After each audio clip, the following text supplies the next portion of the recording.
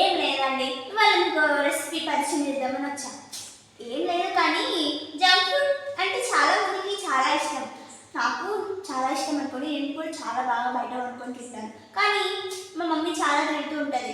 So మా mummy తిట్టకూడదని చెప్పేసి ఇంట్లో ఎట్లా తయారు చేసుకోవాలో నేను కనిపెట్టుకున్నాను. అదే అందరూ అంటారు మైదానే కదా, మైదా పిండితో ఓవెన్ లేకుండా ఎట్లా చేస్తారంటే ఓవెన్ లేకుండా కూడా చేయొచ్చు. ఎట్లా చేద్దామో మనం చూద్దామా?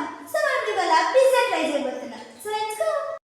సో గాయ్స్, మనం ఇవాళ చేయబోయే బ్రెడ్ పిజ్జాకి మనం బ్రెడ్తో పాటు ఒక ఎగ్ని పలగొట్టి వేస్తున్నాం అన్నమాట.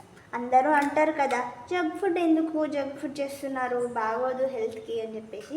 హెల్త్కి బాగోకపోవచ్చు, అప్పుడప్పుడు చేస్తే బాగుంటుందండి. ఇంట్లో అప్పుడప్పుడు చేసుకుంటే మంచిగా అనిపిస్తుంది కదా, అందుకోసమే వాళ్ళ చేద్దామని ప్లాన్ వేసాను అనమాట. ఎగ్తో పాటు మనం ఒక కప్ పాలు పోస్తున్నాం. పాలతో పాటు సరిపడంత రవ్వ కూడా వేయాలి. ఎందుకు అని అంటే క్రిస్పీ ఫ్లేవర్ వస్తారనమాట. మీ ఇష్టం, రవ్వ పోయకపోతే రవ్వ పోయకండి, ఎందుకంటే కావాలి అనుకుంటే బ్రెడ్ రవ్వకి బదులుగా బ్రెడ్ కూడా వాడచ్చు. ఇందులోకి కొంచెం ఉప్పు, కొంచెం చక్కెర, ఒక్క పించ్ బేకింగ్ సోడా వేస్తున్నాం ఇందులోకి. దీన్ని మనం మంచిగా మిక్స్ చేసుకొని ఒక 20 minutes ఇప్పుడు రెస్ట్కి పెడదాం.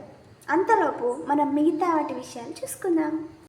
సో ఇవాళ నేను టాపింగ్స్గా బ్రెడ్ పైకి చికెన్ తీసుకుందాం అనుకుంటున్నాను. సో చికెన్ పిజ్జా ట్రై చేద్దామని అనుకుంటున్నాను. మీరు కావాలంటే వెజ్ కూడా యూజ్ చేయొచ్చు, వెజ్ కూడా వేస్తాం అనుకోండి.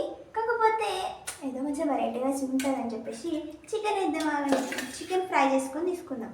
చికెన్కి పెద్దగా మసాలా ఏం వాడతలేదండి నేను. జస్ట్ మనం నార్మల్గా చికెన్ ఫ్రైకి ఏం మసాలా వాడుతున్నామో అదే మసాలాతో నేను ఇప్పుడు ఫ్రై చేయబోతున్నాను అన్నమాట. సో ఫ్రెండ్స్, చికెన్ మంచిగా ఫ్రై అయింది. ఇప్పుడు మనం మన పిజ్జా డో దగ్గరికి వెళ్దాం. సో గాయ్స్, మనం ఇప్పుడు తయారు చేసి పెట్టుకున్న డో అనేది ఈ ప్యాన్లోకి వేసుకొని మంచిగా, పిజ్జా డో ఎట్లుంటుందో మీ అందరికీ తెలిసిందే కదా. సో ఒక థిక్నెస్లోకి దాన్ని మంచిగా స్ప్రెడ్ చేసుకొని ఫ్రై చేసుకొని తీసుకుందాం. సో ఫ్రెండ్స్, మన డో ఇప్పుడు మంచిగా ఫ్రై అయి ఉన్నది. సో మనం దీని మీదకి ఇప్పుడు టాపింగ్స్ ఏమేమి చేసుకుందామో చూసుకుందాం. ఫస్ట్ దీని మీదకి మనం కెచప్ రాయబోతున్నాం అనమాట. సో ఫ్రెండ్స్, నేను ఇప్పుడు దీని మీదకి అన్ని డెకరేషన్ చేసానండి. ఏంటేంటి అంటే క్యాప్సికమ్, టొమాటో, అలాగే మనం ఫ్రై చేసి పెట్టుకున్న చికెన్, అలాగే కొంచెం చీజ్ గ్రేటెడ్ చేసేసి దీని మీద ఇప్పుడు ఫినిషింగ్ టచ్ ఇచ్చాను. సో దీన్ని ఇప్పుడు మనం మెల్ట్ చేద్దాం. ఒక 10 minutes అట్లా మనం మూత పెట్టేసి దీన్ని స్టీమ్ చేసేస్తే అయిపోతుంది మన పిజ్జా. సో మనం వెయిట్ చేద్దాం. సో ఫ్రెండ్స్, మన పిజ్జా రెడీ అయిపోయింది. మనం టేస్ట్ చేసి చూద్దామా? సో మనం ఇవాళ అందరం బ్రెడ్తో పిజ్జా ఎలా చేసుకోవాలో తెలుసుకున్నాం కదా. అలాగే చాలా టేస్టీగా ఉంటుందండి. నేను కూడా ఫస్ట్ బ్రెడ్తో పిజ్జా ఏంటి అని అనుకున్నా, కానీ ట్రై చేశాక నాకు కూడా చాలా బాగా నచ్చింది. చాలా టేస్టీగా ఉంది.